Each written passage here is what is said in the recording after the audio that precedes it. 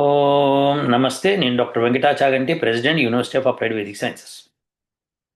నాస్తికులు నాస్తికులకి ప్రశ్న 4 అన్న దానిలో ఒకళ్ళు ఎవరో ఏదో జవాబు పెట్టారు. అది మనము గోత్రు అవుదాం. అయ్యే ముందర ఒక ఫన్ ఫ్యాక్టర్ చూద్దాము. ఈ పిక్చర్ చూడండి, నేను చూపించేది. దాని మీద కొంత డిస్కషన్ చేద్దాము. మీ అభిప్రాయం కూడా చెప్తారు.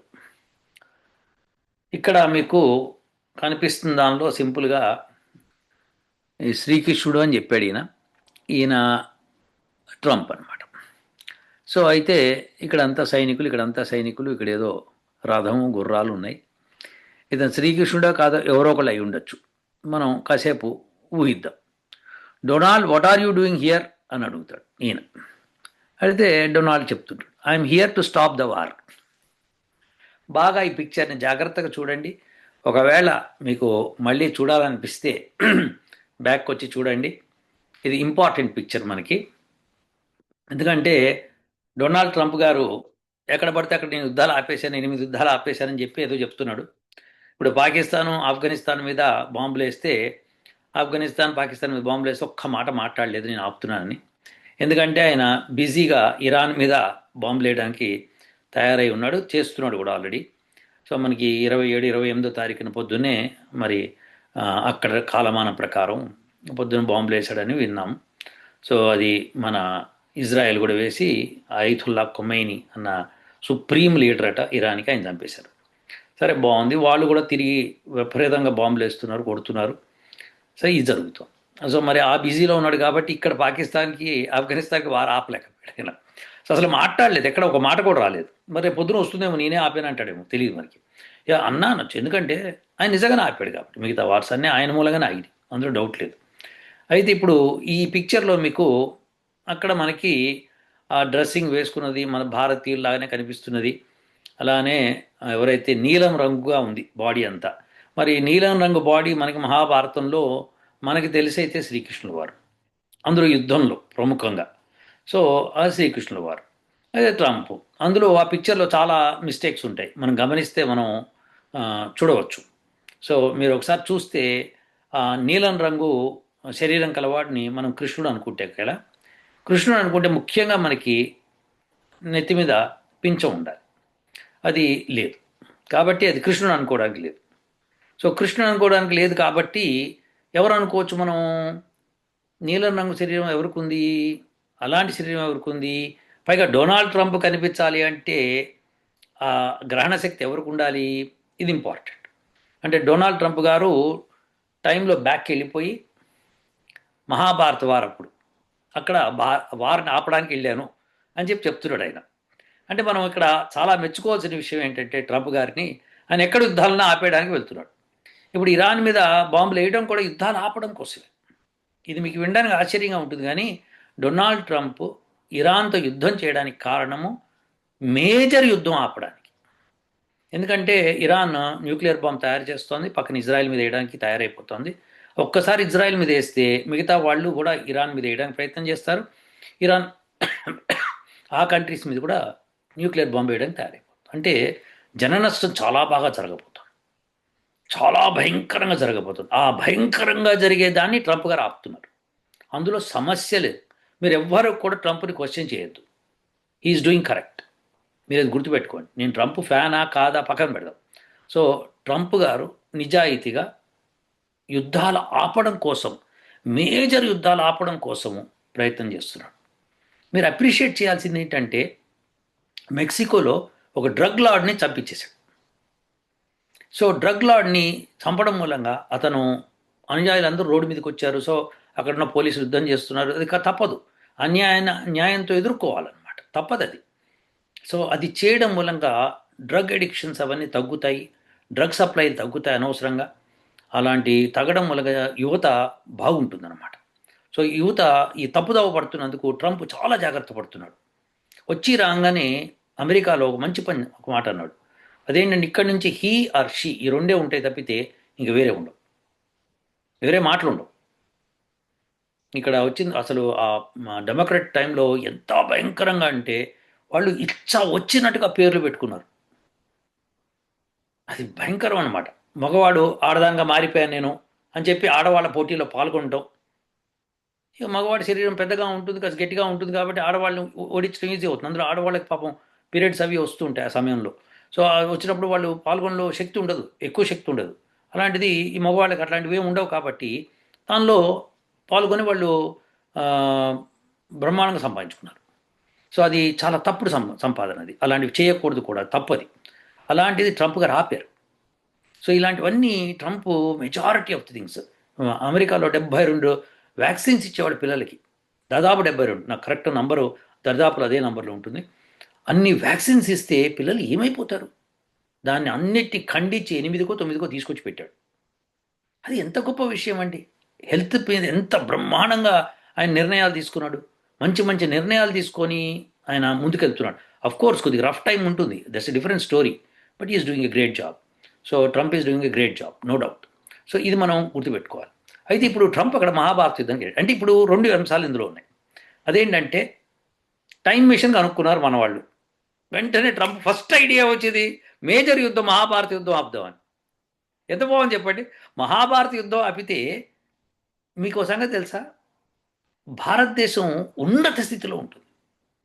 ఆ యుద్ధం తర్వాతనే భారతదేశంలో రాజులు అందరూ వీక్ అయిపోయి ఎవడు పడితే వాడు రాజు అయ్యాడు. ఎందుకంటే మేజర్ రాజులు అందరూ చచ్చిపోయారు. 18 అక్షోణిల్లో 6 మిగిలారు, 5 6 మిగిలారు. 6 కాదు, 8 మంది అనుకుంటా మొత్తం మిగిలి. పంచపాండవులు, తర్వాత కృష్ణుడు 6, ఇంకో 2 అశ్వత్థామ, కృపాచార్య. సో వీళ్ళు మిగిలేరు అంతే. మిగతా వాళ్ళంతా స్మాష్. అంటే యుద్ధంలో పాల్గొన్న వాళ్ళ సంగతి చెప్తున్నా. పాల్గొనని వాళ్ళు చాలామంది ఉన్నారు. బలరాముడు కూడా పాల్గొనలేదు కాదు, ఎక్కడో ఆయన ఏదో ఊటీ కొడైకెనాల్ అని చెప్పి తిరుగుతున్నాడు ఆయన. అంటే సరదాగా అన్నా కానీ ఆయన ఏదో తీర్థయాత్రలు తిరుగుతున్నాడు. సో దెర్ఫోర్ మిగిలిన వాళ్ళు వీళ్ళు అనమాట. ఇంతమంది చనిపోతే ఇక మొత్తం సైన్యం చనిపోతే రాజ్యంలో ఇంకా బలం ఎక్కడుంటుంది చెప్పండి. అప్పుడు ఎవడు బలవంతుడో, కొద్దిగా బలవంతుడైనా వాడు రాజయ్య కూర్చుంటాడు. ఏదో పిల్లి గుడ్డిదైతే ఎలక తోకెత్తి నాట్యం చేసిందని, అలానే రాజ్యంలో రాజు లేకపోతే ఏమవుతుంది చెప్పండి. అది పరిస్థితి. సో ఇది జరిగింది అప్పట్లో. సో అందుకని అదే జరగకపోయి ఉంటే భారతదేశం చాలా బలంగాను చాలా గొప్పగాను ఉండేది. మన దురదృష్టం. వీళ్ళు ఏం చేశారంటే వెస్టర్నర్సు, ఇది అసలు చరిత్రనే కాదని తీసి పారేద్దాం అని చెప్పి తీసి పారేశారు కావాలని. ఎందుకంటే అది ఉందని తెలిస్తే వీళ్ళకి వాళ్ళ గొప్పతనం తెలుస్తుంది, మళ్ళీ వాళ్ళు పైకి లేస్తారు, మనమే పైన ఉండాలని చెప్పి వాళ్ళు ఆ పని చేశారు. వాళ్ళు క్విక్గా రియలైజ్ అయ్యారు. ఏంటి, యుద్ధ సామాగ్రి ఎవరి దగ్గర ఉంటే వాడే కింగు. అది ఫస్ట్ డెవలప్ చేసేసారు వాళ్ళు. మన వాళ్ళు దాన్ని వ్యాస మహర్షి దాన్ని లుప్తం చేయించాడు కావాలి, ధనుర్విద్యని. ఎందుకంటే వీళ్ళందరూ కొడుకు వస్తున్నారు అనుకోండి, కానీ ఆయన ఇంకాస్త గట్టిగా పట్టుబట్టి ఉంటే బాగుండేది. సో అది ఇంకాస్త గట్టిగా ధర్మాన్ని బోధించి జనాలకు చేసుంటే బాగుండేది. కానీ అక్కడంతా మూర్ఖులు చేరిపోయారు, మూర్ఖులు ఎక్కువైపోయారు. దానిలో పాపం అది దేశం బలైపోయింది. సరే, ఎప్పుడోకప్పుడు బలి అవ్వాల్సింది అవుతుంది, మళ్ళీ లేస్తుంది, అవును, దాని ఏముంది, గొప్ప విషయం ఉంది అక్కడ. సో ఇప్పుడు ఇలా జరిగిందనమాట. సో ఇది ఇప్పుడు డొనాల్డ్ ట్రంప్ అక్కడికి వచ్చాడు. సరే, బాగుంది. ఒకవేళ ఆ నీలం చర్మం రంగులో ఉన్నది కృష్ణుడు అనుకుందాం కాసేపు, ఆయన నెమలిపించడం లేదు. ఇక మరి ఆ రంగులో ఉండేవాళ్ళు ఇంకెవరు లేరు కాబట్టి మనం మహాభారతలో డిస్క్రైబ్ చేసిన వాళ్ళు ఒకళ్ళిద్దరు ఉండొచ్చు, కానీ యుద్ధంలో ప్రముఖంగా కనిపించేటువంటి వ్యక్తి కృష్ణుడు. సో ఆయన కృష్ణుడు అనుకుందాం. నెమలిపించడం లేదు, అయినా సరే నేను కృష్ణుడే అనుకుందాం. Donald, what are you doing here అని అడగడు ఆయన. ఎందుకంటే కృష్ణుడికి అన్నీ తెలుసు కదా మరి, కదా. తెలిసినప్పుడు ఎవరో గొప్ప వ్యక్తి వస్తాడని చెప్పి మహాభారతం రాసి ఉండాలి, రాయలేదు. కాబట్టి డొనాల్డ్ ట్రంప్ అక్కడికి వెళ్ళలేదు. డొనాల్డ్ ట్రంప్ అక్కడికి వెళ్ళలేదు ఏంటి, టైం మిషన్ లేదు అని అర్థం.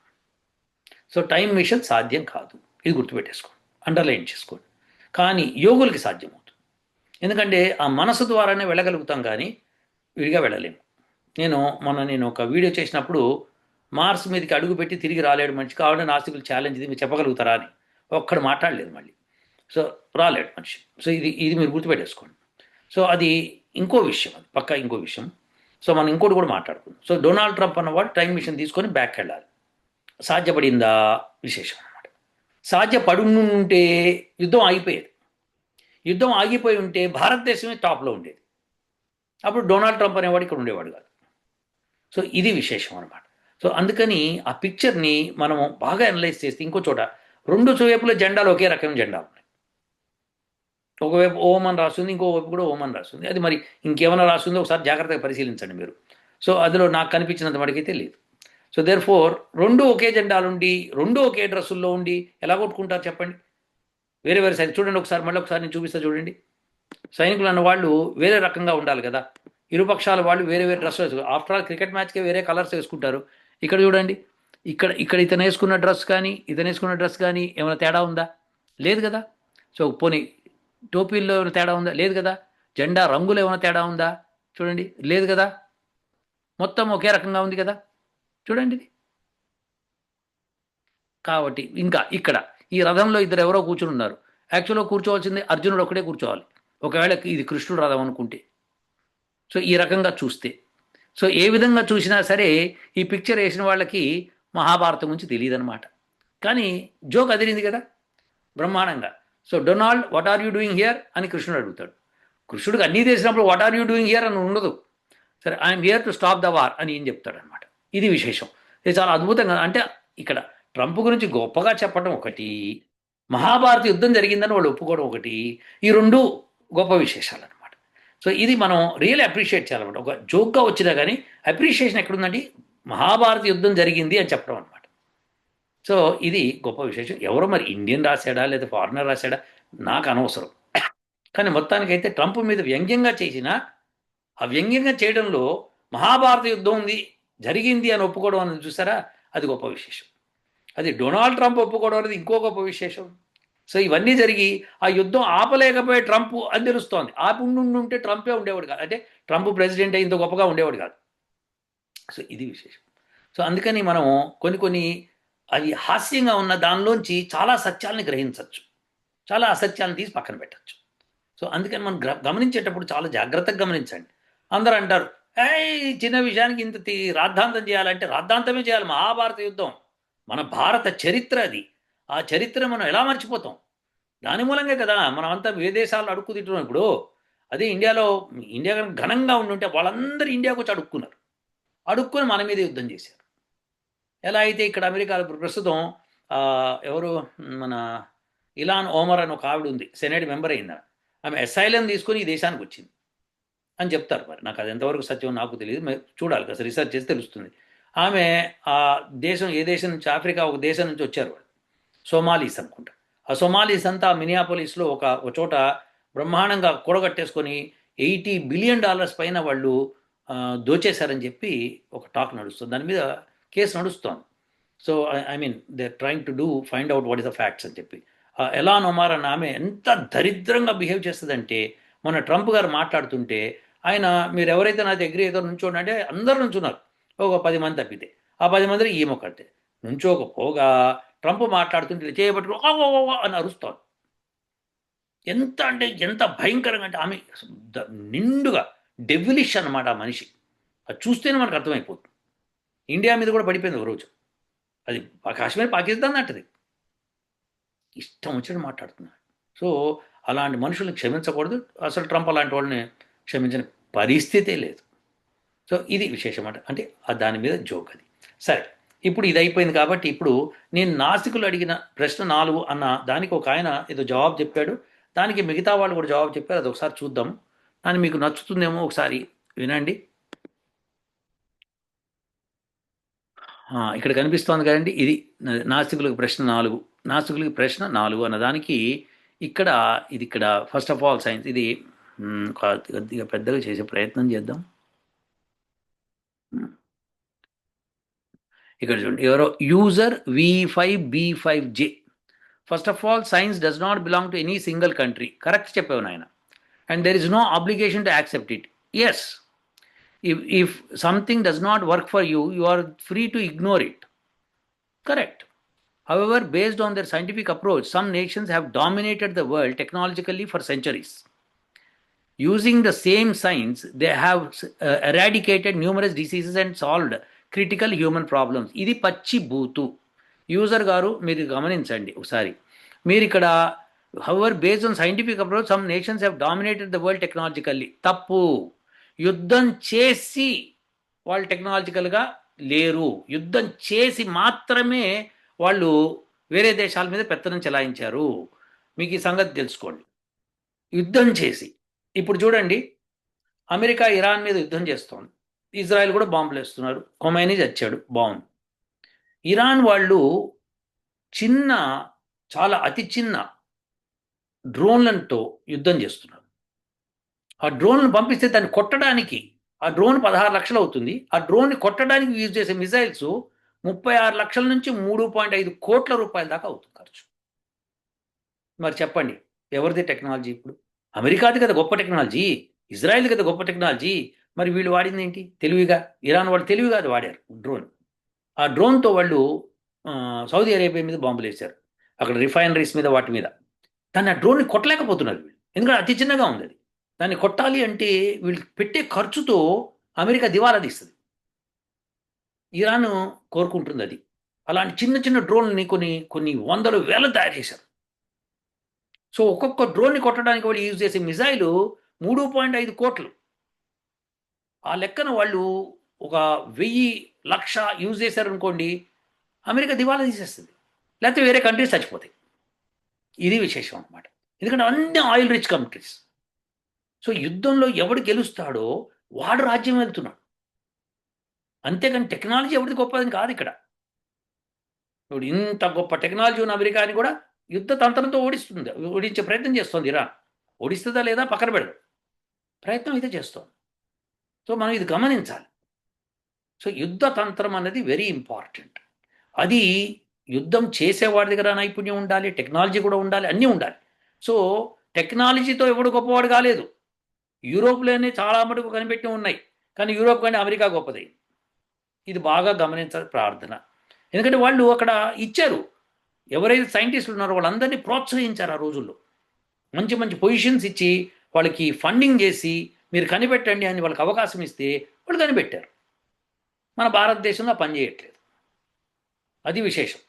వాళ్ళు ఏదైనా మీరు కనిపెట్టండి అంటే, ఇప్పుడు నేను ఇచ్చిన ప్రశ్న ఏంటంటే 4వ ప్రశ్న కానీ 1వ ప్రశ్న ఏదైనా సరే, ఇప్పుడు సైంటిస్టులు ఒకడు ఎవడో రాసుకున్నాడు, ఒక లా రాసుకున్నాడు, అది నిజమా అబద్ధమా అని ఎక్స్పెరిమెంట్గా అతను ప్రూవ్ చేయలేదు.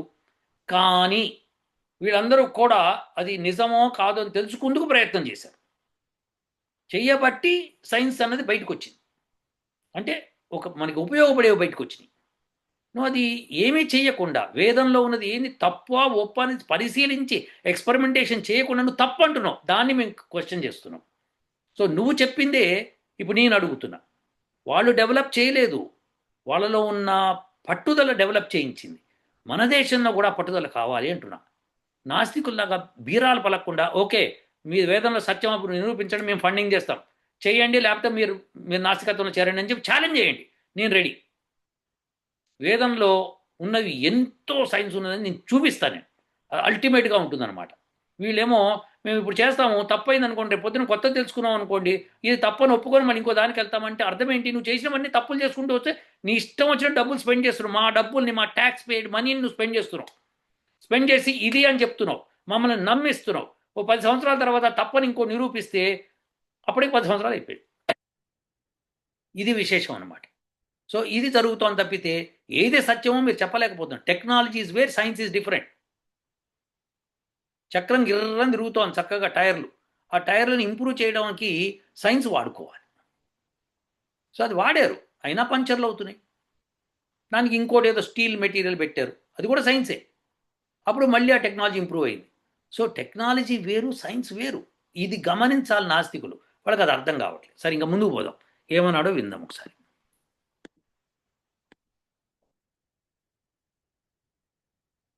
ఓకే, ఇంకోటి మెడికల్ ఏమనంటే they have eradicate numerous diseases and solve critical human problems. Non sense, ఇది అట్టర్ నాన్ సెన్స్. ఒక్కసారి గమనించండి, ఒక్క అలోపతి ట్యాబ్లెట్ చూపించండి which does not have side effects. నువ్వు క్రిటికల్ ప్రాబ్లమ్ని తొలగిస్తున్నాను అని చెప్పడాన్ని ఎలా ఉంటుంది? ప్రాబ్లం తొలగించాలి, కొత్త ప్రాబ్లమ్స్ తీసుకురాకూడదు. వస్తాయండి కొత్త ప్రాబ్లమ్స్ వస్తాయి, ఈ ప్రాబ్లం పోయింది కదా అంటే కొండ నాలిక మందేస్తే ఉన్న నాలిక పోతే ఇంకేందన్నట్టు అర్థం. అలా కాదండి. మీరు మలేరియా ఎవరు కనిపెట్టారు తెలుసా? మీరు ఒకసారి అతని చరిత్ర చూడండి. అతను ఎక్కడి నుంచి కనిపెట్టాడంటే, ఒక ట్రైబల్ పీపుల్ దోమలకి ఆ మందు ఆ చెట్టు బెరడులోంచి తీసుకు రాశారు. అది చూసి అతను కాపీ కొట్టి అక్కడి నుంచి మలేరియా మందు కనిపెట్టాడు. అది వాళ్ళ దగ్గర డబ్బు ఉంది, వాళ్ళ దగ్గర సైన్య బలం ఉంది కాబట్టి వాళ్ళు ప్రచారంలో తీసుకెళ్ళి జనాల మీద రుద్దగలిగారు, పైసలు సంపాదించగలిగారు. అదే ఆ ట్రైబల్ పీపుల్కి అక్కడ ఎవరన్నా వస్తే ఆ వైద్యం చేసేవాళ్ళు. సో ఇది మీరు గమనించాలి. ప్రతిదీ కూడా మెడిసిన్స్ అన్నీ కూడా అలానే డబ్బు, అహంకారము, ధనము, బలము, భుజబలము ఉన్న వాళ్ళు దాన్ని సొమ్ము చేసుకుంటున్నారన్నమాట. అంటే ఇది ఒక మాఫియా అని గుర్తుపెట్టుకోండి. Yes, it's a mafia. So correct medicines కొంతమంది బాగా చేస్తున్నారు, కొంతమంది డాక్టర్లు చాలా బాగా చేస్తున్నారు, డౌటే లేదు. కానీ సైడ్ ఎఫెక్ట్ లేని మెడిసిన్స్ చూపించండి. ఎరాడికేట్ చేశారు, ఏది ఎరాడికేట్ కదా. మొన్ననే మళ్ళీ అది అమ్మోరు వచ్చిందని చెప్పి ఏదో అమెరికాలో మొదలుపెట్టారు, చికెన్ పాక్స్ వచ్చిందని చెప్పి. చికెన్ పాక్స్ మా అమ్మోరు అంటారో మరి ఏమంటారో నాకు తెలియదు, కానీ మొత్తం చికెన్ పాక్స్ అన్నది వచ్చింది. కొంచెం అమెరికాలో వచ్చింది, పిల్లలకు వస్తుంది మళ్ళీ అని చెప్పి మళ్ళీ వ్యాక్సిన్ వేయాలని చెప్పి మొదలుపెట్టారు. ఇంకా ఎరాడికేషన్ ఎక్కడ జరిగింది? ఎరాడికేషన్ కాదు నాయన చేసింది, వాళ్ళు అప్పటికప్పుడు ఏదో ఒకటి కనిపెట్టామని చెప్పి రుద్దుతున్నారు. ఇప్పుడు ఇదేదో వ్యాక్సిన్ కోవిడ్కి కూడా పెట్టారు. ఎంతమందికి గర్భస్రావాలు అయిపోయినాయి తెలుసా మీకు? ఎంతమంది గుండెపోటు చచ్చిపోయారు తెలుసా మీకు? యూత్ చచ్చిపోతున్నారు. మీరు ఎరాడికేటర్ అంటే క్యాన్సరే పోలేదు ఇంకా. మందు కనిపెడతామండి అంటే కనిపెట్టండి, కనిపెట్టినా మళ్ళీ ఇంకో సైడ్ ఎఫెక్ట్లు పెట్టుకుంటారు మీరు. అన్నీ ఏదో ఒకటి పెడుతున్నారు, కానీ మీకు ప్రాపర్ మెడిసిన్ తెలియదు. మీకు ధన బలము, భుజబలము, కంట్రీ బలం ఉంది కాబట్టి వాళ్ళు అప్పుడు అమెరికా వాళ్ళు విపరీతమైన ప్రెషర్ చేస్తే ఇండియా మీద, లేదు మా వ్యాక్సిన్ మేము కనిపెడతామని బలంగా నుంచున్నాం మనం. కాబట్టి అయ్యింది అది, మన వ్యాక్సిన్ కనుక్కున్నాం, మనం చీప్ అయింది. అదే అమెరికన్ వ్యాక్సిన్ వాళ్ళు ఏదైతే ఫైజరా ఎవరో వాళ్ళు ఒక కంట్రీకి, ఆఫ్రికా కంట్రీకి ఇవ్వాలి, ఇంకో కంట్రీకి ఇవ్వాలంటే వాళ్ళు ఏమన్నారంటే మీ మిలిటరీ మొత్తం మా చేతుల్లో ఉండాలి, మేము చెప్పినట్టు వాళ్ళు వినాలి, అప్పుడే మీకు ఇస్తాం. ఎంత దాష్టికం చూసారా మీరు? ఇది అప్పట్లో ఇండియాలో చేసి కదా చేశారు. ఏదో భగవంతుడి దయ వల్ల ఇండిపెండెన్స్ వచ్చింది, మనం పైకి ఎదుగుదలకు ప్రయత్నం చేస్తున్నాం, అది వేరే విషయం. అమెరికాలో అది మరి ఎవరేం చేయలేరు, అది అంతా బిజినెస్ అనమాట. ఆ డబ్బు బలంతో ఇక్కడ లాయర్లను కొనేస్తారు, అందరిని కొనేస్తారు, మొత్తం సిస్టమ్ని వాళ్ళు బ్రహ్మాండంగా టార్గెట్ చేస్తారు. మీరు ఒక్కటి ప్రశ్న వేశారని మీకు 10 ప్రశ్నలు మీ నెత్తి మీద వేస్తారు. అది మీరు గుర్తుపెట్టుకోండి. సో ఇక్కడ ఈ ధనబలం మూలంగా, ఈ మెడికల్ మాఫియా మూలంగా, ఈ ఫార్మసీ చేసే దాష్టికాల మూలంగా మనమంతా తన్నులు తింటున్నామని గుర్తుపెట్టుకోండి. మనంతా ఇంత ఇంత అసహనానికి గురవడానికి కారణం అది. ఎంత కల్తీలు జరుగుతున్నాయండి, విపరీతమైన కల్తీలు జరుగుతున్నాయి. ఆ కల్తీలు ఎందుకు వచ్చింది? Because you have done something wrong. ఆ సైన్స్ కనిపెట్టిన వాడు ఎవడైతే ఆ కల్తీని ఏదైతే కెమికల్ కనిపెట్టాడో వాడు చెప్పడం మూలంగానే వీడు వాడుతున్నాడు. అయితే వాడికి అజ్ఞానం ఎక్కడిది కల్తీ చేసేవాడికి? వీడు చెప్తే కదా. నిన్న ఒక వార్త వచ్చింది, బాంబేలో ఒక పళ్ళు అమ్ముకునేవాడు, వాడు ముస్లిం కాదు, హిందువే. వాడు ఆ పళ్ళ మీద ఏం రాస్తున్నాడు? ఎలకల మందు రాస్తున్నాడు. ఆశ్చర్యపోయాను నేను, ఎందుకు రాస్తున్నాడు అని. ఆ తర్వాత వార్తలు చెప్పాడు విషయం, విని కళ్ళు తిరిగిపోయినాయి నాకు. వాడు ఏమంటాడంటే నా పళ్ళని రాత్రిపూట ఇంట్లో పెడితే ఎలకలు కొరుకుతున్నాయి, అవి కొరక్కుండా ఉండడం కానీ దాన్ని రాస్తున్నాడు.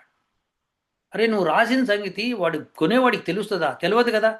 వాడు తీసుకెళ్తాడు, పొరపాటున ఆకలేస్తుంది, మధ్యలో తినేసాడు అనుకోండి కడగకుండా, వాడి పరిస్థితి ఏంటి?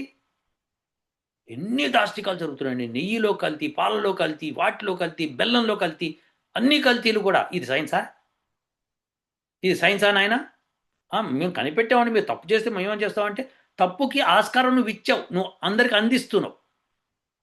వేదాల్లో ఉన్న సైన్స్ని అందరికీ అందించలేదు, ఎవడు పడితే వాడు వాడకూడదని నిష్ఠాగరిష్టం ఉన్న వాళ్ళకి అందించారు.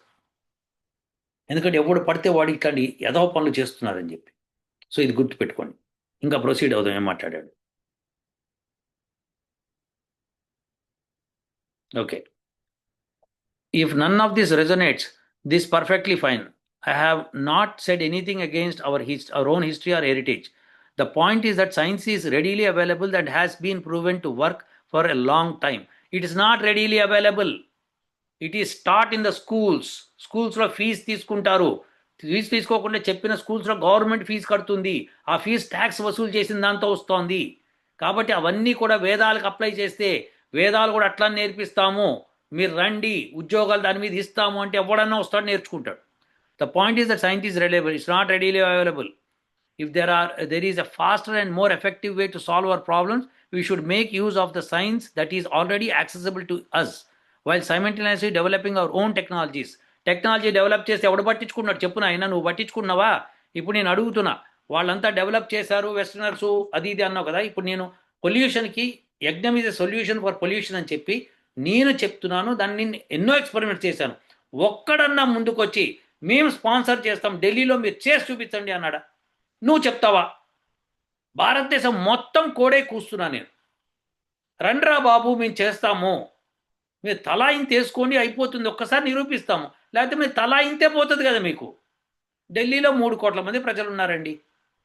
3 కోట్ల మంది ఒక్కొక్కడు ఒక 10 రూపాయలు 100 రూపాయలు వేసుకుంటే సరిపోతుంది.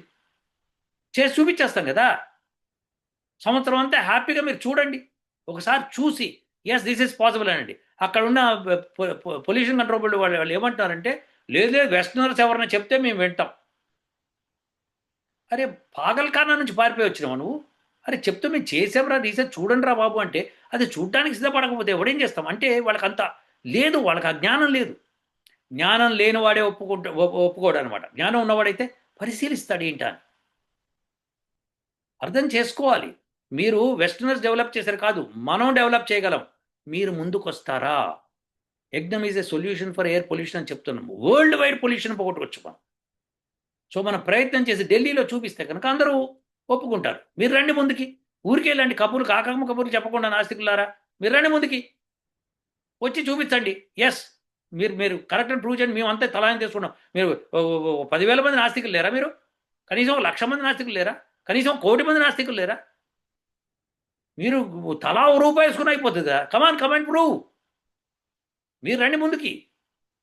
ఇట్స్ ఛాలెంజ్ గివెన్ బై మీ. అరే నేను ఇంత పాపులర్గా వేదం గురించి మాట్లాడుతున్నాను. వేదం ఒక యూనివర్సిటీ ఓపెన్ చేసి దాని గురించి టీచ్ చేస్తున్నాను. మీలో మీ కలేజా ఉంటే, మీరు నాస్తికులను నమ్ముకుంటే, మీరు భగవంతుడు లేడు అని నమ్ముకుంటే రండి ముందుకు ఒకసారి. Come on give a try. మీరు రావట్లేదు, మీకు చేత కాదు. సరే ఇంక ముందుకెళ్దాం. ఏం మాట్లాడారు? ఎంతసేపు వెస్టర్నర్స్ చేశారంటే మేము చేస్తాం రండి రా బాబు అని రారు. చట్టకబులు చెప్పుకుంటూ కూర్చుంటారు. Survival comes first. Survival comes first. ఏం భారతదేశంలో బతకలేదా? వెస్టర్నర్స్ మందులు కనిపెట్టిందా భారతదేశంలో బతికిరా? ఏమండి ఇది అందరూ ఒకసారి చెప్పండి నాకు, ఈ విషయం చెప్పండి. భారతదేశంలో కోట్ల జనాభా బతకలేదా? ఎంతకాలం బతికారు? యుద్ధాలు జరుగుతున్నా కానీ బతికారు. అంతమంది అన్ని వేల సంవత్సరాలు కోట్ల సంవత్సరాలు బతికింది లేనిది వీళ్ళు మందు కనిపెడితే బతికారంటారు. ఏమైనా అర్థం ఉందా? ఇక్కడ మందు కనిపెట్టి చచ్చిపోతున్న వాళ్ళు ఎంతమంది చూడండి. వ్యాక్సిన్ వేసుకున్న తర్వాత కోవిడ్తో చచ్చిన వాళ్ళు ఎంతమంది ఉన్నారు చూడండి. ఒకసారి లెక్క తీయండి బయటికి. ఎన్ని వ్యాక్సిన్స్ వేసుకున్నా చచ్చిపోతున్నారు కదా. ఎప్పుడో ఒకటి చచ్చిపోతున్నారు కదా. లాస్ట్గా ఎవరు మా ప్రీవియస్ ప్రెసిడెంట్ జో బైడెన్, ఆయన మందుల మీద నిలబెట్టారు. ఆయన ఏం మాట్లాడుతున్నాడో మన ఆయనకే తెలియదు, ఎటు వెళ్తున్నాడో ఆయనకే తెలియదు. అలా పరిస్థితి జరిగింది. సో ఇది అర్థం చేసుకోండి. ప్రెసిడెంట్ అలాంటి పరిస్థితిలో ఉన్నాడు అంటే మెడిసిన్స్ మీద నిలబెడుతున్నారు. ఏంటి లాభం ఏంటి? ఆయన సొంతగా తెలుస్తున్నా ఏం చెప్తున్నాడు? ఓసారి ఒక పేరు చెప్తాడు, ఇంకోసారి ఇంకో పేరు చెప్తాడు. ఆ పేపర్ చూస్తూ కూడా ఏదో అంటున్నాడు. ఇంకేం చెప్పాలి? Don't tell all this some stories. ఏవో చెత్త స్టోరీస్ అని చెప్పి కూర్చోడు సార్. ఓకే, సో మీరు చెప్పింది ఏంటంటే ఇక్కడ we must use the best science available. Best science అన్నది లేదు మీ దగ్గర అని మీరే చెప్పుకుంటున్నారు. సైన్స్ మీ ఇప్పుడుంది, ఇప్పుడు తప్పు అయితే కనుక రేపు పొద్దున 10 ఏళ్ళ తర్వాత మేమే కరెక్ట్ చేసుకుంటాం అంటే ఇది బెస్ట్ సైన్స్ కాదు. సైన్స్ వేదంలో చెప్పింది best. That's the best solution, ఇంకోటి లేదు. అది మేము ప్రూవ్ చేస్తామంటున్నాం కదా, రండి ముందుకి. As for proving that 1 + 1 = 2, each element must be first defined. What 1 means, that plus means represent what 2 stands for, and even the equal sign signifies. There are all abstract concepts. Yet since 1 + 1 = 2 works reliably in practice. ఇది underline చేయండి. ఇతను చెప్పిన దాన్ని underline చేయండి. ఏమంటున్నాడంటే 1 + 1 = 2 works reliably in practice. Reliably in practice అని చెప్పి, reliable అని చెప్పి నెక్స్ట్ ఏమన్నాడు? We continue to use it until a higher truth proves otherwise. అంటే ఇది రిలయబుల్ కాదనమాట. Okay, always aware that numbers and symbols themselves are human made abstractions. So ఇది తెలిసినప్పుడు 1 + 1 = 2 అని నువ్వు ఎట్ట ప్రూవ్ చేస్తావు? అంటే ఇది హ్యూమన్ మేడ్ అబ్స్ట్రాక్ట్స్ అయితే పనికి వస్తాయి. 1 + 1 = 2 పనికి వస్తుంది, మీకు అన్నీ పనికి వస్తాయి. కానీ యజ్ఞం మూలంగా ఎయిర్ పొల్యూషన్ పోతుందని నేను ప్రూవ్ చేసి 10 సంవత్సరాల నుంచి చేసిన రీసెర్చ్ని స్టాటిస్టిక్స్ అని అక్కడ పెడితే అది మీకు పనికిరాదు. ముడ్డి కింద తెల్లతోలు ఉన్నవాడు చెప్తేనే వింటారు. అంతే కదా మీరు చెప్పేది? సిగ్గుండాలి మీకు. మీకు కనుక నిజంగా మీరు నాస్తికత్వాన్ని నిరూపించుకోవాలి అంటే రండి ముందరికి. Yajna is a solution for air pollution అని చెప్తున్నాను. బాజాబ్తా నిరూపిస్తాను. మీరు రండి. I be there. You go head and come with an agreement. చెయ్యకపోతే ఏంటి, చేస్తే ఏంటి అని అగ్రిమెంట్ రండి, నేను సంతకం పెడతాను. చేతకాని చవటల్లాగా మాట్లాడతారేంటి, ఏది పడితే అది మాట్లాడతారేంటి. ఇంకో నాసికుడు కూడా ఏదో రాశాడు, అది కూడా చూస్తాను నేను. కానీ ఇక్కడ చూడండి, ఒక పాయింట్ ఉంది, ఒక ఇంపార్టెంట్ పాయింట్ ఇతను చెప్పాడు. ఆ ఇంపార్టెంట్ పాయింట్ని నేను రిలయబుల్ సంగతి నేను చెప్తున్నాను. సో ఇక్కడ ఏం చెప్పాడు, we must use the best science available today. So అది మేము బెస్ట్ సైన్స్ అని చెప్తాం, రండి అవైలబుల్. తర్వాత until hire one proves otherwise always aware of that. సరే, ఈ works reliable in practice. So ఇప్పుడు వర్క్స్ రిలేబుల్ ఇన్ ప్రాక్టీస్ అంటున్నాడు. అంటే దానికి ప్రూఫ్ లేదు, కానీ వర్క్స్ రిలేబుల్, అందరూ యూజ్ చేసేసుకుంటున్నాం కాబట్టి. యజ్ఞ is a solution for air pollution అనేది నేను 10 సంవత్సరాలు చేసిన డేటా పెట్టాను నేను. ప్రయత్నం చేద్దాం రండి. 11వ సంవత్సరం ఇంకో చోట ఎక్కడ ట్రై చేసి చూపించండి అని అడగండి, మీరు చూపిస్తాం, చూపించి నిరూపిస్తాం. మీరు ముందుకు రావాలి, అది రిలయబుల్ అవుతుంది కదా. అప్పుడు మీ భయం ఏంటి, అది రిలయబుల్ అయితే వేదాలు నిజం అవుతాయనా? తొక్కలోదయా, పక్కన పెడదాం. ఫస్ట్ మీరు మాట్లాడండి దీని గురించి. మీ అది తర్వాత సంగతి, అది మంచిది మంచే కదా, మనకి అందరికి కావాల్సింది అదే కదా. ఏది సత్యమో అది కావాలి కదా. రండి నాస్తికులారు, రండి. ఆల్ నాస్తికులకి ఛాలెంజ్, మీరు రండి వచ్చి. ఓకే, ఢిల్లీ ఎయిర్ పొల్యూషన్ పోగొట్టండి, ఎందుకంటే ఢిల్లీలో హైయెస్ట్ పొల్యూషన్ ఉంది మనకి. ఢిల్లీ ఎయిర్ పొల్యూషన్ పోగొట్టండి. ఎంత ఖర్చు అవుతుంది చెప్పండి, ఏం చేస్తారు మేము చెప్తాం. ఎంత ఖర్చు అవుతుందో చెప్తాం, రండి నిరూపిస్తాం. నేను అప్పటికీ ఛాలెంజ్ చేశాను, నేను తప్పు చేస్తే కనుక ఆ డబ్బులు ఎంత ఉంది దానికి రెట్టింపు డబ్బులు మీకు ఇచ్చేస్తాను. ఇంకోటి అంటాడు, రాస్తాడు, మీ దగ్గర అంత డబ్బు ఉన్నప్పుడు మీరే చేసుకొని పోయి అంటాడు. ఢిల్లీలో నేనుండను, ఉన్నవాడు చేయాలా పని. ఇండియాలో ఇది ఒక ఫ్రీ అలవాటు అయిపోయింది. ఎవరికైనా వస్తే ఫ్రీ ఫ్రీ. నువ్వక్కడ ఉండి నువ్వక్కడ గాలి పీలుస్తూ నీకు అనారోగ్యం పాలవుతున్నప్పుడు నువ్వు ముందుకు రావాలి. ఇది కదా పాయింట్. అలానే ఢిల్లీలో కాకపోతే నువ్వు నాస్తికుడివి, నువ్వు దేవుడు లేడని చెప్తావు కదా. కమాన్, లెట్స్ ప్రూవ్ ఇట్,